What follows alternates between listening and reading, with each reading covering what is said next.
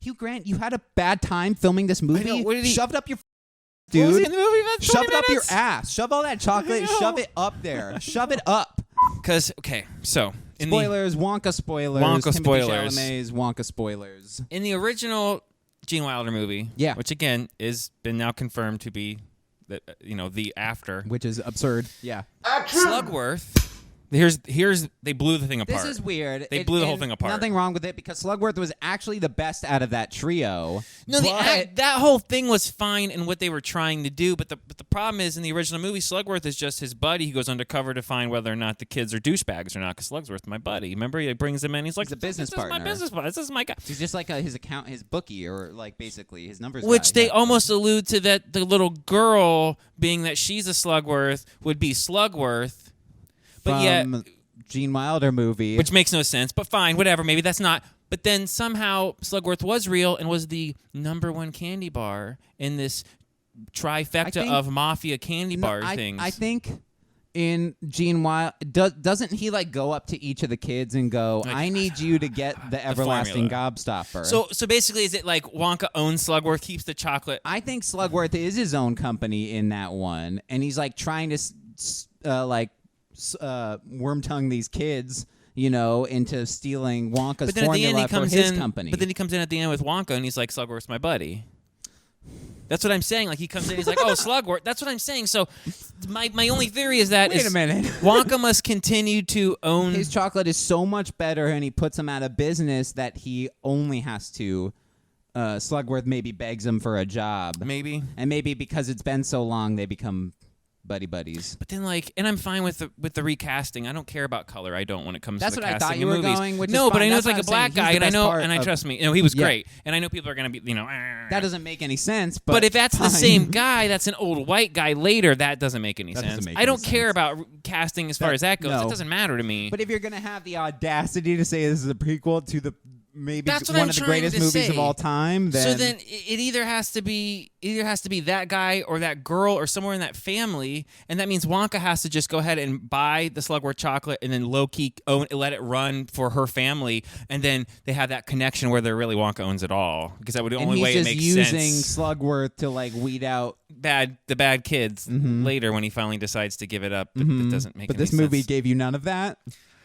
Develop him and Slugworth's relationship instead of making them rivals. It was weird. That's what I'm saying. I don't know. That was a huge problem for me. And the Oompa Loompa thing, it's gonna be Hugh real Grant hard He was great. Does not show up for an hour and more than 20 an hour. minutes Yeah. in. Yeah, there's and then he has 3 3 scenes. There's 30 minutes left And when he shows up. The It's scenes all in the trailer.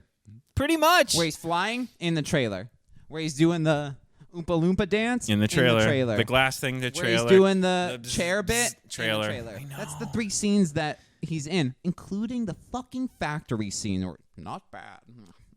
Hugh Grant, you had a bad time filming this movie. I know. What did he... Shove it up your What was he dude. in the movie about 20 Shove it up your minutes? ass. Shove all that chocolate. Shove it up there. Shove it up. Fuck you. Oh my God. What a pompous fucking prick. Yeah, because he nailed the role, but if he was only in the movie, he has 40 lines total in the movie. What? Did he just underestimate what VO and fucking motion capture was? Which it did not look that great. No. That's...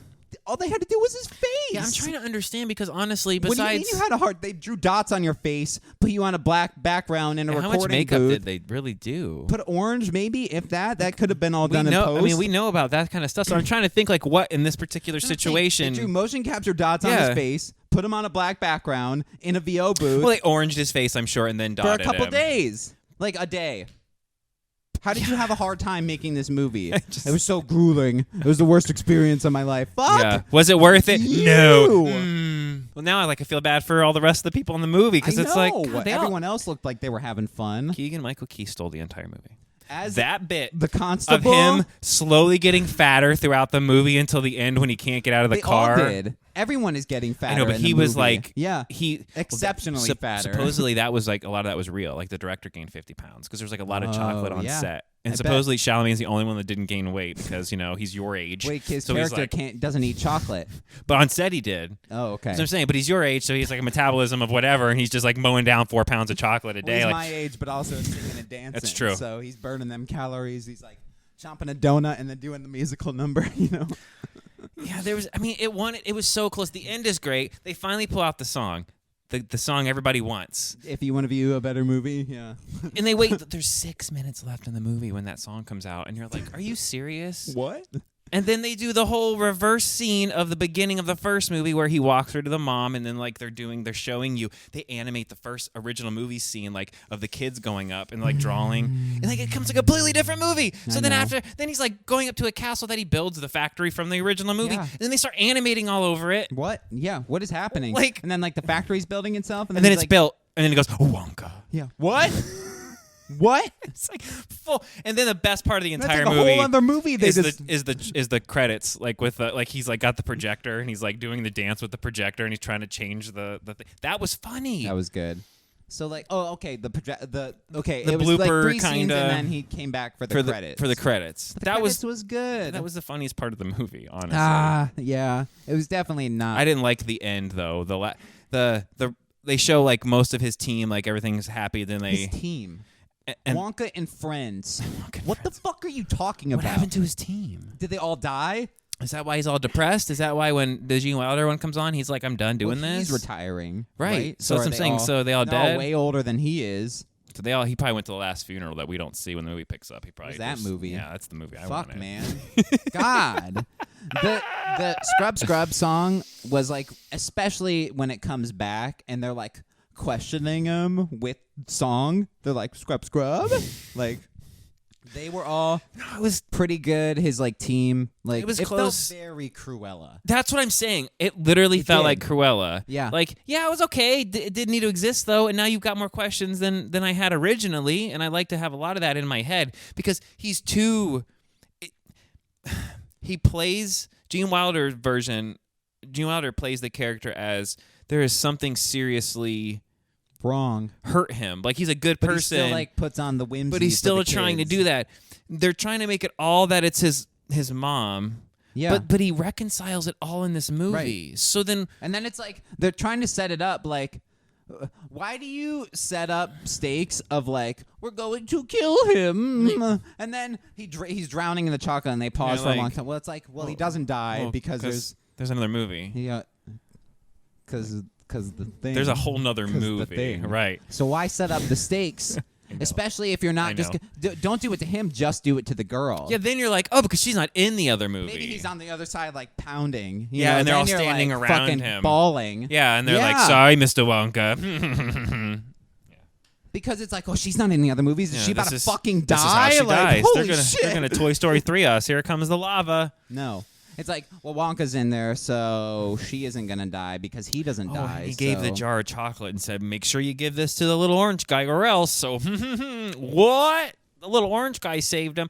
See, here's what I can't reconcile how, because he owes him 1 jar of chocolate, that now, over however many years we get to the Gene Wilder movie, turns into he brings all of the Oompa Loompas from the island now, and they all somehow. Well, he has to pay them back 1,000-fold, and that's the factory, I think. Yeah, but for some reason, but then he's like, they work for him by the time it's Gene Wilder time. So it's like, does the script flip? There's just too many. Yeah, they all work for Wonka then. It's weird. It's like no. Wouldn't they just like? They'd probably kill Wonka and take the factory and be like, we got chocolate for days, bitch. We can work the factory. We really don't need you.